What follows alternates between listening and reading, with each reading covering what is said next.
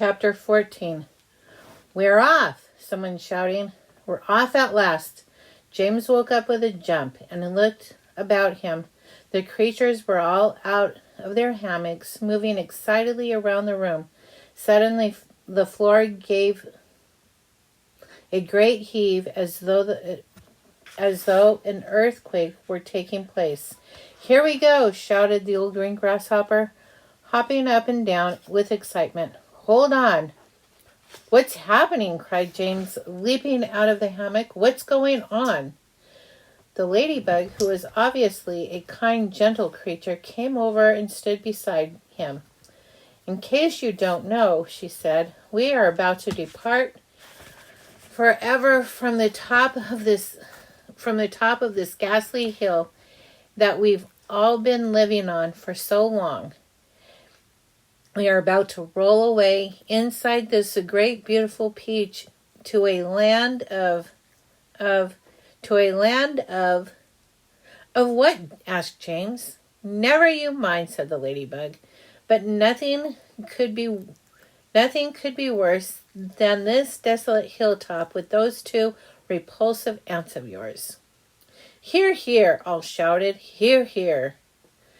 You may have not noticed, the ladybug went on, but the whole garden, even before it reaches the steep edge of the hill, happens to be on a steep slope, and therefore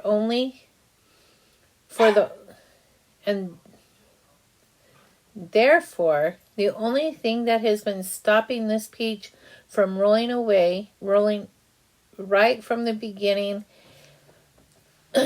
is the thick stem attached to the tree.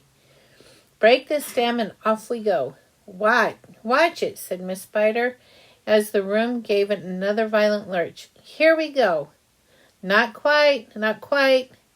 At this moment, continued the ladybug, our centipede has a pair of jaws as sharp as razors, is up on the top of the peach, nibbling away at the stem. In fact, he must be nearly through it, as you can tell from the way we are lurching about. Would you like me to take you under my wings so that you won't fall over when we start rolling? That's very kind of you, said James, but I think I'll be all right.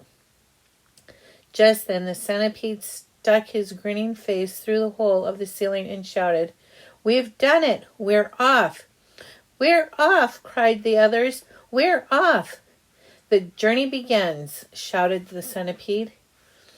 And who knows where it will end, muttered the earthworm.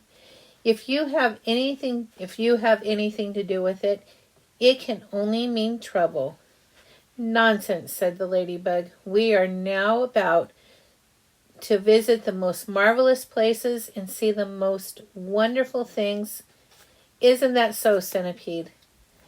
There is no knowing what we'll see, cried the centipede.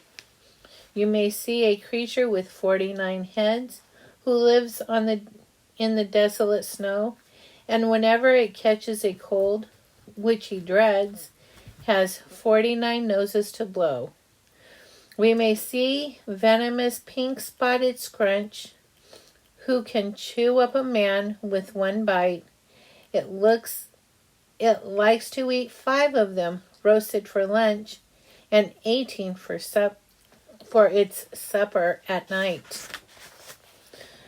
We may see a dragon, and nobody knows where we won't see a unicorn there.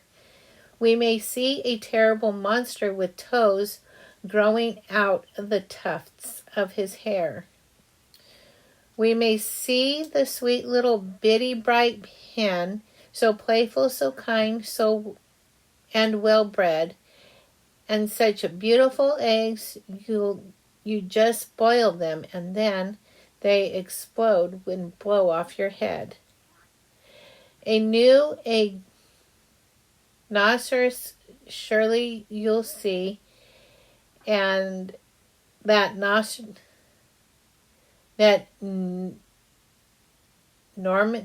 enormous innumerable gnat, whose sting when it stings will give you at the knee.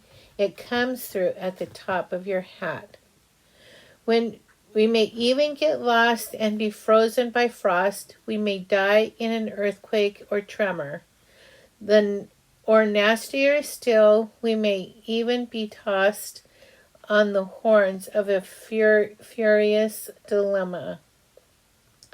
But who cares? Let us go for this horrible bill. Let's roll, let's bowl. Let us roll, let us bowl, let us plunge. Let's go rolling, bowling, spinning until we're away from old Spiker and Sponge. 1 second later, slowly, insidiously, oh, most gently, the great peach started to lean forward and still into motion. The whole room began to tilt over, and all the furniture went sliding across the floor, crashed against the far wall. So did James and the ladybug and old green grasshopper and Spider and the earthworm, also the centipede who had just come slithering quickly down the wall.